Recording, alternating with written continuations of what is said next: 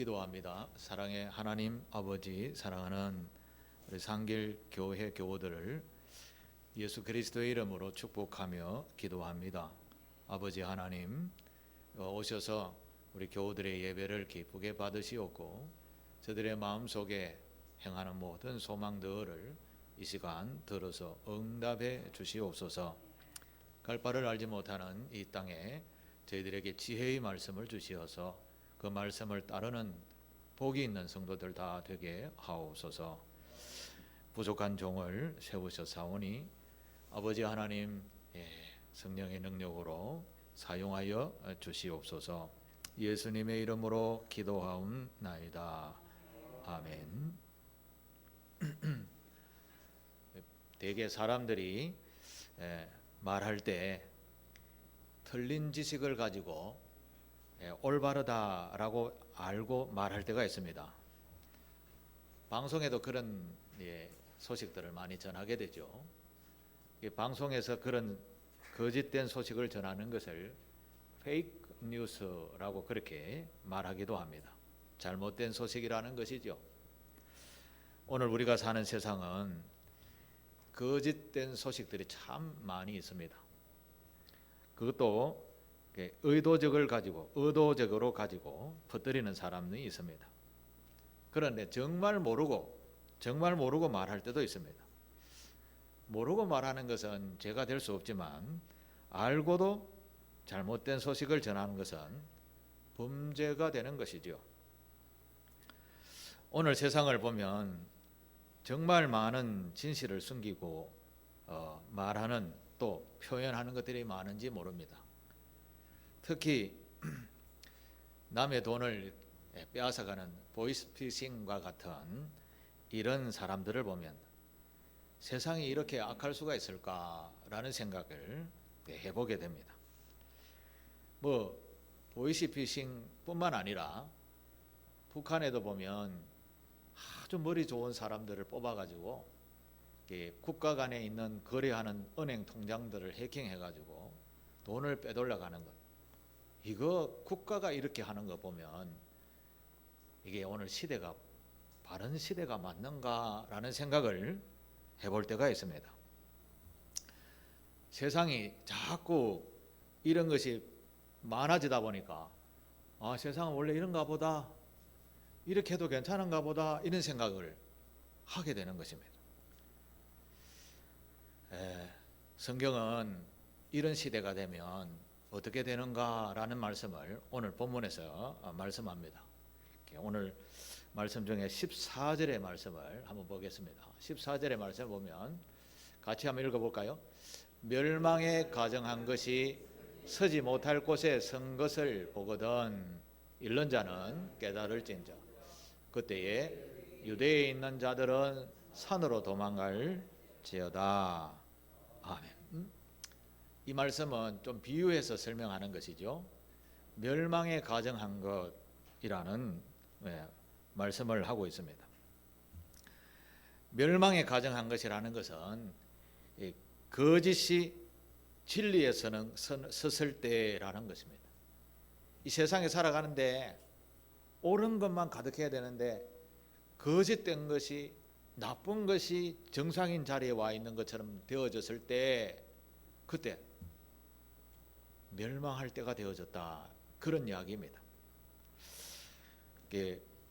오늘 우리 세상을 한번 쭉 돌아보게 되면 정치, 경제, 사회, 문화 모든 부분에 보면 그야말로 옳은 것이 그냥 세상에 다 드러나서 그렇게 운행되어져야 되는데 간혹 옳지 않은 것이 세상 전면에 드러나 있는 것을 우리가 보게 됩니다. 그것도 자주 보게 되는 것 같습니다. 그래서 우리는 이 세대를 참 악한 세대다라고 이야기도 하기도 합니다. 우리는 푸념적으로 말세다 말세야, 그런 이야기를 하죠. 그 이야기가 어디서 나오는가 하면 정상적이지 아니하는 그런 것이 정상인 양 세상에 버젓이 이렇게 회자되어지고 살아가고 있다는 것이죠.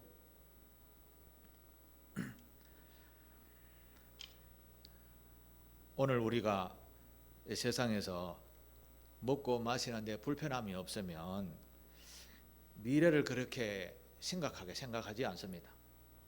그냥 잘 먹고 잘 사니 뭐 괜찮아 이렇게 생각하면서 대부분 많은 사람들이 그렇게 살아가게 됩니다. 건강하게 오래 살면 참 좋죠. 그러나 나만 건강해서 세상이 즐겁게 살아가면 괜찮지만 전체 세상이 잘못되어져 가서 전체 세상이 멸망의 길로 가게 되어진다라고 하면 내가 아무리 건강하고 행복해도 오래 사는 것이 오히려 죄악일 수가 있게 되는 것이죠. 그 이스라엘의 역사를 보게 되면, 즉 성경에서 하시는 역사의 교훈은 세상이 옳은 것이 수면 밑으로 가고 나쁜 것, 악한 것들이 정상인 양 밑으로 올라오게 되면 그 역사를 결국은 멸망한다라는 것을 성경은 이야기합니다. 이스라엘 백성들이 출애굽해서 하나님께서 가나안 땅으로, 즉 지금의 이스라엘 땅으로 들어가게 하실 때 이미 그곳에 살던 가나안의 7 족속들이 죄악이 흘러넘칠 정도로, 죄악이 흘러넘치도록 죄악이 가득했습니다. 그래서 이스라엘 백성들을 그곳에 들여보내서 그들을 다 죽여라, 소멸해라 라고 하셨습니다. 죄악 때문이었습니다. 그 이후에 이스라엘 백성도 마찬가지였습니다. 기원전 587년에 하나님이 수없이 선지자를 보내어서 너 그러면 멸망한다 아무리 강조해도 괜찮아 라고 하며 살다가 결국은 멸망을 해버렸습니다. 무려 2000년 동안 나라 없이 살았었습니다. 얼마나 참담한 역사였던 것인가요? 오늘 우리가 살아가는 죄송합니다. 오늘 우리가 살아가는 세상에도 죄악이 지금 수면 위에 올라와 있는 것이 너무나 많이 보이게 됩니다. 그래서 정말 위기의식을 가지지 아니할 수 없는 시대가 되었다라고 저는 인지를 합니다. 오늘 성경에도 보면 이런 이야기를 합니다. 18절에 이런 일이 있게 되면 이런 일이 겨울에 일어나지 않도록 기도해라 이런 이야기를 합니다. 지금 우리 겨울이죠. 근데 지금은 좀 많이 따뜻해졌습니다만 낮에 기온이 뭐 영하로 내려가고 이러면 참 힘들죠. 한 며칠 됐습니다. 제가 새벽 기도 마치고 아침 7시쯤 되면 집에 올라가는데 집에 가서 손 씻고 화장실에 가고 양치질하고 뭐 이런 하는데 아파트 전체에 물이 안 나오는 겁니다. 난리가 난 거죠. 출근 시간에 1100세대가 넘는데 물이 안 나오니까 이게 아마 관리소에는 막 전화기가 불통이 나는 모양입니다. 그래서 방송을 하더라고요. 급수 모터가 타버려서 긴급 교체를 하니까 잠시만 기다려달라. 잠시만 2시간을 기다려서 그 많은 몇천 명의 사람들이, 몇천 명도 뭡니까? 많이 살죠. 그 아침에 출근하는 시간에 화장실도 못 가고 밥도 못 하고 못 하니 이게 한겨울에 이런 일이 일어났다. 이거 참 심각한 일이 되는 겁니다. 만약에 전쟁이 가장 추울 때 났다. 뭐 가늠해 볼 수 없는 그런 환경이 벌어지게 되겠죠. 또 17절에 이렇게도 이야기합니다. 17절에 그날에는 아이 뵌 자들과 젖먹이는 자들에게 화가 있으리로다. 아이를 낳지 마라 이런 이야기가 아닙니다. 아주 극한 상황이었는데 젖먹이까지 안고 있으면 얼마나 피하는데 생활하는데 힘들겠습니까? 그런 때 일어나지 아니하도록 깨어 있어라, 준비하라 그런 이야기죠. 정신 차려라 그런 말씀입니다. 준비되어져 있는 자와 준비되지 아니하는 사람과는 무슨 일을 하든지 간에 천냥지차의 차이가 있는 것이죠. 주님은 우리를 보고 늘 이런 이야기를 합니다. 악한 세대가 이 세상을 지배하는 날이 오게 되면 너희들은 멸망이 가까웠다라는 것을 기억하라 라는 말씀이 오늘 본문에 담겨져 있습니다. 그리스도인들은 이런 시대를 보면서 항상 기도하고 준비하라 라는 말씀인 것이죠. 제가 1월 달에 우리나라에서 제일 큰 기도원에서 한 일주일 동안 있었습니다. 얼마나 많은 사람들이 모여서 기도하는 줄 아십니까? 5천 명이 넘게 들어가는 그 대 큰 성전에 앉을 자리가 없었죠. 제가 뒤에 서 있었습니다. 조금 늦게 들어갔더니 그만큼 모여서 기도하는 대한민국입니다. 그래서 하나님께서 우리나라를 지금 또 지켜주시는 줄 믿습니다. 우리는 주님께서 하신 말씀이 반드시 이루어진다라는 것을 알고 있습니다. 성경에서 예언한 이야기는 한 글자도 이루어지지 아니하는 것이 없었거든요. 그래서 우리는 악한 사단과 같은 세상의 지도자들, 그런 무리들이 우리 삶을 지배하게 좀 되면 멸망이 가까웠다라는 것을 알고 정말 열심히 깨어 기도하고 준비해야 된다라는 말씀입니다. 악한 무리들과 즉 사탄은 우리를 제대로 행복하게 사는 꼴을 못 보는 존재들입니다. 그들은 무조건 우리를 지옥으로 끌고 가는 존재입니다. 그래서 우리는 절대 지옥에 안 들어가도록 사탄 마귀들과 항상 경계를 해야 되는 겁니다. 성경은 이 경계해야 되는 경계 제목들을 설명을 쭉 하는데, 대표적으로 안목의 정욕, 육신의 정욕, 이생의 자랑, 이렇게 요한 1서에서 정리를 해서 말씀을 해주고 있습니다. 여러분들도 이제까지 뭐 최소한 40년, 50년, 60년, 70년, 80년을 살아오셨습니다. 살아오면서 행복한 일들이 참 많이 있었을 거라 생각을 합니다. 그러나 그 중에 행복하지 못하고 기억하기 싫은 일들이 많았을 거라 생각을 합니다. 그런데 가만히 깊이 생각해 보면 안 좋은 일이 생겼다라는 그 원인을 찾아보게 되면 대부분 무엇으로 이렇게 종결되어지는가 하면, 그것에 보면 우리들의 개인적인 욕심들이 다 담겨져 있기 때문이라는 것을 알게 됩니다. 성경은 이렇게 그렇게 이야기하죠. 야고보서 1장 15절에 유명한 말씀을 이야기합니다. 같이 읽겠습니다. 욕심이 잉태하면 죄를 낳고 죄가 장성한즉 사망을 낳느니라. 아멘. 이것은 우리의 인생에서 가장 원리적인 원칙적인 말씀을 하는 겁니다. 우리에게 안 좋은 일이 생기는 가장 근본은 욕심 때문이라는 겁니다. 동의하십니까? 동의하시면 아멘 하셔야 됩니다. 우리에게 생기는 모든 근심 걱정은 욕심 때문에 생긴 겁니다. 반대로 욕심을 버리게 되면 우리에게 뭘 찾아오는가 하면 하나님의 나라의 대표적인 기쁨이 찾아오고 평안이 찾아오게 됩니다. 쉽게 이야기하면 돈을 억만금 두고 어디 놔놓을 데 없어서 이거 어디에 놔놓지 이렇게 생각하다 밤에 잠을 이루지 못하는 사람들이 많습니다. 저같이 하나도 없으면 발 뻗고 잠을 잘 잡니다. 누가 갖고 가든지 말든지.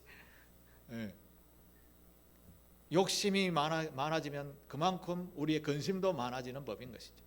그래서 성경은 욕심이 점점점 자라면 죄가 되어지고 그 죄가 흘러넘치면 앞에서 말한 것처럼 멸망이 오는 겁니다. 멸망. 사망이 온다라고 하죠.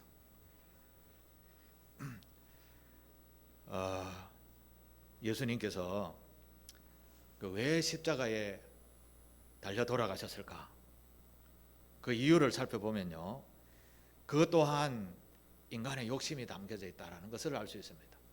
두 가지 이유가 있는데, 첫 번째는 하나님의 뜻 때문에 예수님께서 십자가에 달려 돌아가셨습니다. 이거는 우리가 이미 잘 아니까.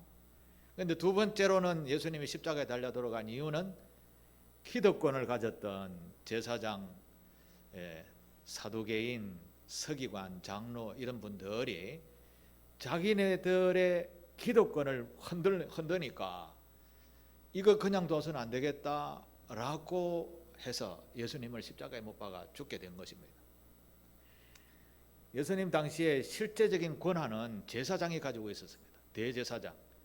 물론 좀 더 강한 통치자는 로마의 총독이었습니다. 총독을 갖고 있었고, 예를 들자면 총독이 대통령이고, 그 다음에 헤롯이라는 분봉왕은 경기도 도지사 정도 뭐 이렇게 되는데, 제사장은 요즘 말하면 좀 국무총리라 할까요? 예, 그 정도쯤 됩니다. 다 지도자들이죠. 그런데 이스라엘 백성들은 실제적으로 누구의 눈치를 보는가 하면 대제사장의 눈치를 보는 거예요. 총독이, 대통령이 뭐 해라 하면 백성들이 그 듣고 누구를 바라보는가 하면 제사장의 얼굴을 바라보는 겁니다. 제사장이 뭐라 하면 따라하는 겁니다. 실제적으로 예수님 당시의 실권자는 대제사장이었습니다. 이 대제사장이 온갖 불법 편법을 동원해서 재물을 끌어모아서 불법적인 일에, 자기 기득권을 유지하는 일에 사용하니까 많은 재물이 필요했습니다. 이런 것을 예수님이 보시고 이 상을 뒤엎어버린 것이죠. 그러니까 이제까지 이런 인물이 한 명도 없었는데 그들의 기득권을 흔드는 예수가 나타나니까 이거 그냥 둘 수가 없었던 것이죠. 그래서 예수님을 십자가에 못 박게 된 것입니다. 무엇 때문입니까? 이 원인도 그들의 기득권인 욕심 때문인 것이죠. 자, 여기에서 오늘 이런 말을 하는 주된 내용의 목적은 뭐냐면 오늘 제목에 모든 일에 삼가라 라고 제목을 정해놨습니다. 23절을 같이 읽습니다. 23절 시작. 너희는 삼가라, 내가 모든 일을 너희에게 미리 말하였느니라. 아멘. 여러분, 삼가라는 말은 무슨 뜻인지 아시죠? 삼가라, 다른 말로 하면 조심해라, 하지 마라, 주의해라, 뭐 이런 뜻으로 사용할 수 있겠죠? 13장 5절에도 비슷한 말씀이 있습니다. 5절을 한번 같이 보겠습니다. 예수께서 이르시되 너희가 사람의 미혹을 받지 않도록 주의하라. 여기서는 주의하라 라고 했습니다. 9절에도 보면 첫 소절에 너희는 스스로 조심하라. 뭘 조심하라는 말입니까? 뭘 주의하라는 말입니까? 뭘 삼가하라는 말입니까? 맞습니다. 욕심이 드러나면 그것이 자라게 되어져서 결국은 멸망이 온다라는 것이죠. 그런데 그 멸망이 눈앞에 가득하게 차 있거든. 그때가 바로 멸망의 때다. 그러니 그것이 겨울에 되지 않도록 아이 뵌 여인처럼 되지 않도록 그렇게 기도해라, 조심해라, 주의해라, 그런 의미인 것이죠. 그래서 오늘 성경 본문에 보면 갈로 열고 읽는 자는 깨달을진저라는 첨가문이 들어 있습니다. 읽는 자는 깨달을진저. 멸망에 가정한 것들이 이렇게 해놓으면 아무도 이해를 잘 못하는데 깨달아라는 말이죠. 좀 설명이 필요하다라는 그런 말씀인 것이죠. 이 세상 사람들이 악이 이렇게 수면에 올라와 있는데도 모른다라는 것이죠. 모른다. 사람들이 저마다 욕심과 미혹과 탐욕에 쩌들어져 가지고 자기 소견에 오른 대로 욕심을 부리면서 막 재물을 모으고 명예를 추구하는 이런 일들이 다 그러니까 이런 게 정상인가 보다 생각하며 살아간다라는 것이죠. 세상이 이렇게 가면 결국은 멸망한다라는 것이 성경의 교훈인데 오늘 우리 또한 그렇게 살아가고 있다라는 것이죠. 우리는 이런 세상을 보면서 읽는 자는 깨달아야 되는 겁니다. 듣고 이해하고 이렇게 살면 안 되겠다라는 것을 우리가 알고 행동하고 또 이것을 모범으로 보이는 것이 그리스도인인 것입니다. 여러분 그렇게 사시게 되기를 바랍니다. 자, 그러면 우리가 이런 세상을 악한 세상이 주류가 되어가는 세상을 보고 판단해야 되지만 두 번째로는 우리 안에 이런 욕심과 탐욕을 우리 안에서부터 벌써 몰아내어야 되는 겁니다. 몰아내는 방법을 성경에서는 우리에게 교훈합니다. 우리에게 욕심, 탐욕, 정욕 이런 것을 몰아내는 방법. 요한일서 2장 14절에 이런 말씀을 합니다. 요한일서 2장 14절에 청년들아 내가 너희에게 쓴 것은 너희가 강하고 하나님의 말씀이 너희 안에 거하시며 너희가 흉악한 자를 이기었음이니라. 하나님의 말씀이 여러분의 마음속에 거하면 흉악한 자를 이긴다라고 말씀합니다. 무슨 말씀인지 이해하시겠죠? 하나님의 말씀이 우리 안에 거하면, 이제까지 내 생각대로 내 지식대로 살면 욕심이 생겨서 자꾸 탐심으로 가게 되고 죄가 되어지고 결국 사망으로 가는데, 하나님의 말씀이 우리 안에 욕심들을 다 내어버리게 되고 선함으로 겸손함으로 온유함으로 채우게 되면 욕심이 우리에게 사라지게 되고 하나님의 주시는 기쁨과 평안이 넘치는 삶이 된다라는 것이죠. 우리 안에 그 하나님의 말씀이 거해야 이런 세상의 흉악한 것들이 떠나게 된다라는 말씀입니다. 시편 1편 유명한 말씀이 있죠. 시편 1편 1절 2절, 이것은 뭐 다 외우십시오. 복이 있는 말씀입니다. 같이 읽겠습니다. 시작. 복이 있는 사람은 악인의 꾀를 따르지 아니하며 죄인의 길에 서지 아니하며 오만한 자리에 앉지 아니하고 오직 여호와의 율법을 즐거워하여 그의 율법을 주야로 묵상하는 도다. 아멘. 복이 있는 사람은요, 악인의 꾀를 쫓지 않는다고 합니다. 죄인들이 서 있는 길에 같이 안 서요.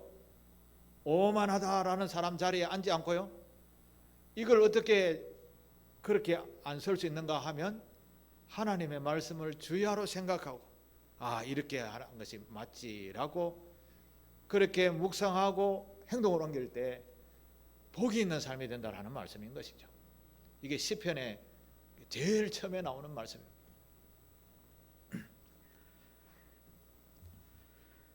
시편 119편에도 보면 이런 말씀이 있습니다. 청년이 무엇으로 그 행실을 깨끗해야 하리까?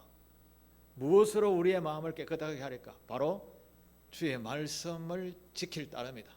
주님의 말씀만 따르면 악에서 벗어나서 깨끗하게 되어진다라는 말입니다. 그리고 11절에는 내가 주께 범죄하지 아니하려 하여 주의 말씀을 내 안에 두었다라고 이야기합니다. 여러분, 악에 속하지 아니하는 방법, 하나님의 말씀을 담아야 됩니다. 하나님의 말씀을 많이 들으십시오.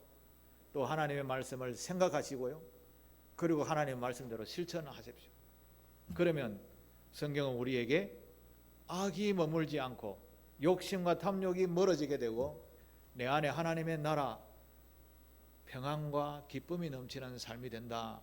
그것을 시편은 복이 있는 사람이다라고 말씀하십니다. 그런데 우리가 그렇게 제대로 잘 못하죠. 어리석은 사람이 많습니다. 어리석다라는 말은 이게 맞는데도 안 지키는 사람인 겁니다. 모르면 못 지키는 것이겠죠. 알려고 하면 많이 들어야 됩니다. 그래서 성경은 자주 이야기하죠. 자꾸 들으면 믿음이 자꾸 커진다는 거죠.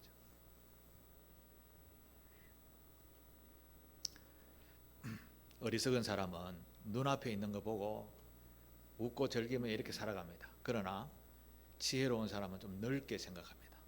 넓게 생각합니다. 우리는 구포 삼동에서 살면서, 구포 삼동에 살면서 여기가 살기 좋사오니 하며 살아가고 있습니다. 그런데 우리나라가 꽤 좀 넓습니다. 여러분 원래 눈을 구경 한번 해보셨어요? 눈을 구경 못 해봤죠. 우리나라 꽤 커요. 강원도 가면 눈이 오는 것이 너무 지긋지긋하다. 혹시 좀 사모하죠? 저도 한번 구경해 봤으면 좋겠는데, 우리나라가 꽤 커요.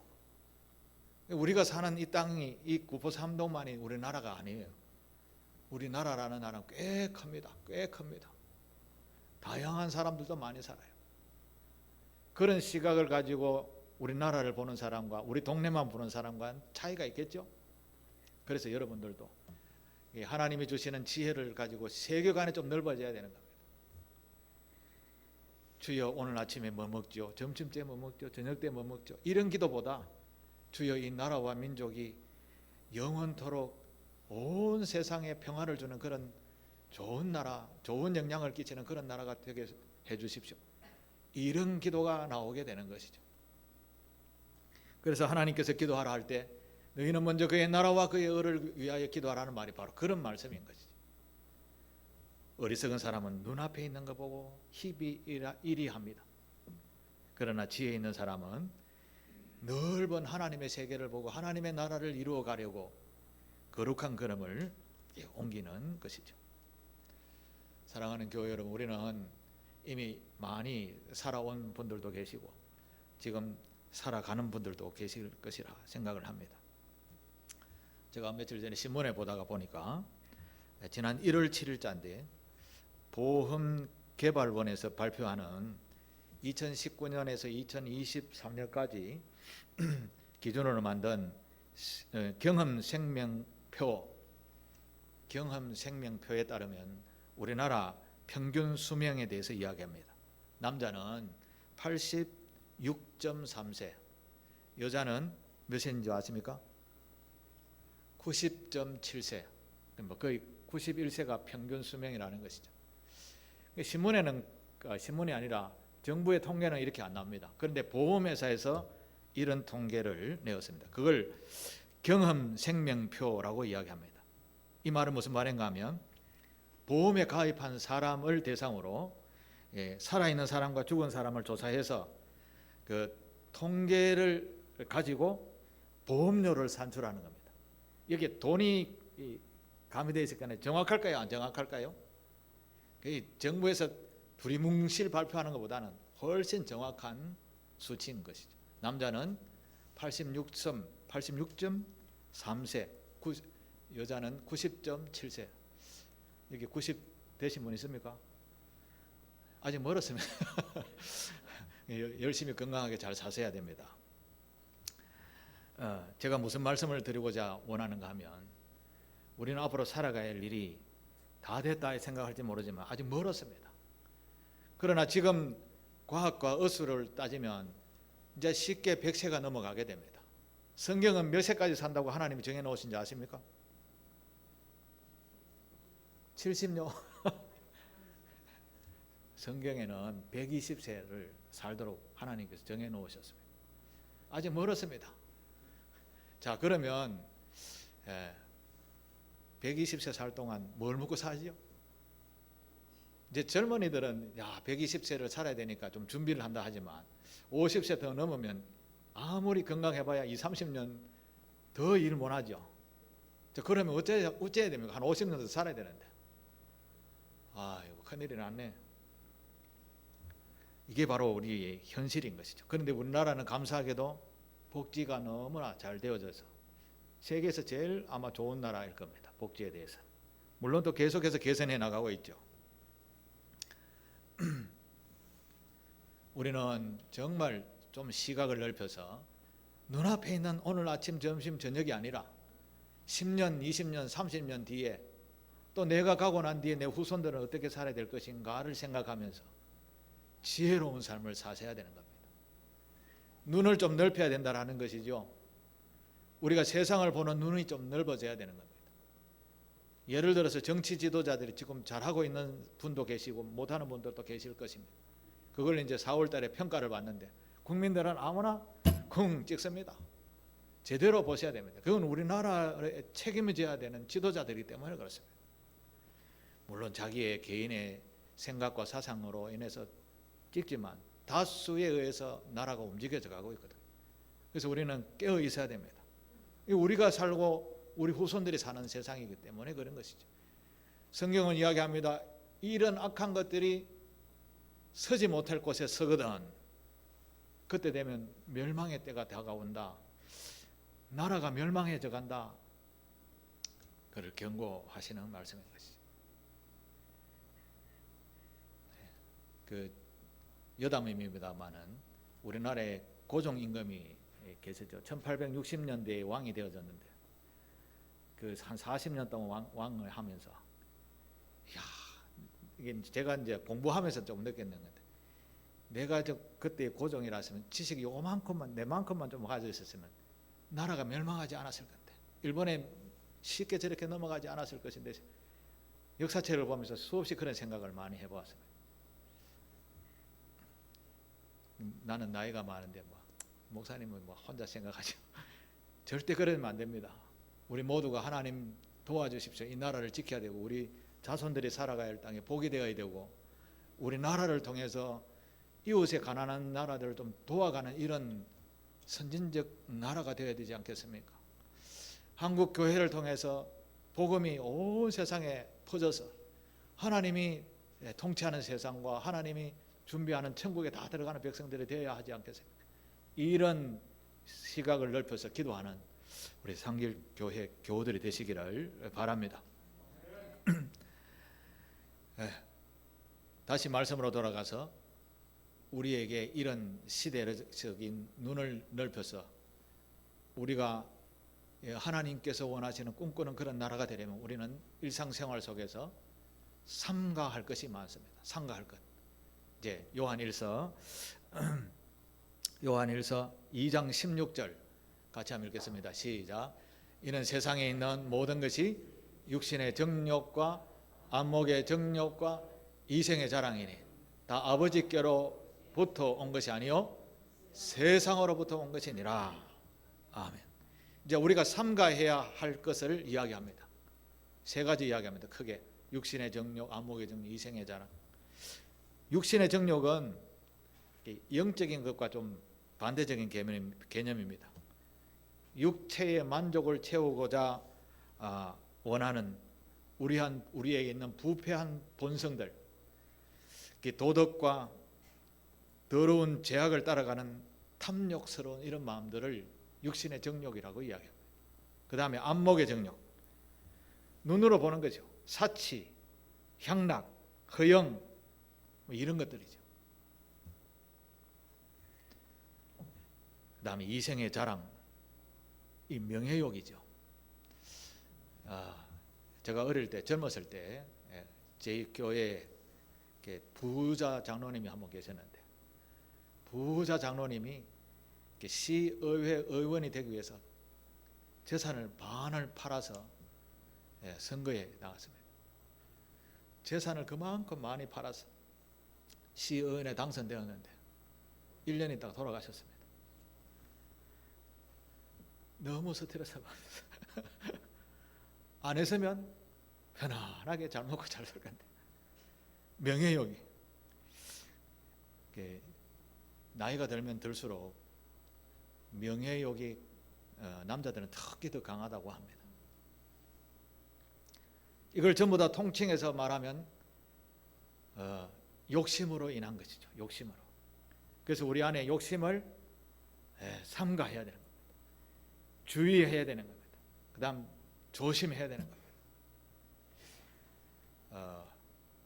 우리에게 다가오는 유혹, 욕심 이거 앞에 이길 장사가 있을까요? 저에게도 다가오면 이길 자신이 없습니다. 오직 주님의 말씀으로 이겨내는 수밖에 없습니다. 이거 아니야. 하나님의 말씀은 이런 거야. 착한 거야. 겸손한 거야. 낮아지는 거야. 무소유가 더 복이 있는 거야. 가르치는 말씀의 교훈을 붙잡고 살아야 되지. 세상적 욕심으로 따라가면 우리는 판판에 넘어지는 것입니다. 말씀을 정리해 보겠습니다. 욕심이 잉태하면 죄를 난다고 했죠. 죄가 장성하면 사망에 이르게 됩니다. 그래서 우리는 첫 번째로 버려야 될 것, 욕심을 버려야 됩니다. 두 번째 버려야 될 것, 욕심입니다. 세 번째 버려야 될 것, 또 욕심입니다. 버려야 됩니다. 이걸 버리는 방법 아까 뭐라고 했죠? 하나님의 말씀을 내 안에 채우는 겁니다. 말씀을 자꾸 들으시길 바랍니다. TV에도 많은 말씀들이 많이 선포되어지죠. 자꾸 들으면 그게 내 안에 주인이 바뀌게 됩니다. 세상 것이 주인이 되어 있었는데 서서히 하나님 거로 바뀌어서 어느 날 모르게 내가 거룩한 삶을 살고 있는 것을 알게 될 줄로 믿습니다. 예수님께서는 이 말씀을 야 너를 부인하고 나를 따르라. 네가 주인이 아니야. 내가 주인이야 라고 부인해라. 자기를 부인하고 나를 따르라고 하셨습니다. 오늘 본문의 말씀은 내가 주인인 이 욕심과 탐욕에 쌓인 이 인생을 삼가라 라고 말씀합니다. 자, 우리 개인적으로 가만히 생각해 보면 삼가해야 할 것이 참 많이 있을 줄로 압니다. 우리의 인생은 그야말로 뭐 긴 것 같지만 잠시 피었다 사라지는 안개와 꽃과 들의 풀과 같습니다. 그렇지 않습니까? 전부 다 꽃처럼 20대 한창 예쁘게 머리 빗고 하시는 그런 분들이 지금 제 머리 한번 보이세요? 벌써 머리가 허옇게 되었습니다. 이것이 인생입니다. 금방 지나가는 겁니다. 그러나 우리 아버지 하나님의 나라는 영원한 것입니다. 우리는 그곳에서 하나님의 나라인 의와 희락과 평강이 넘치는 나라, 그 나라를 소유하게 될 줄로 믿습니다.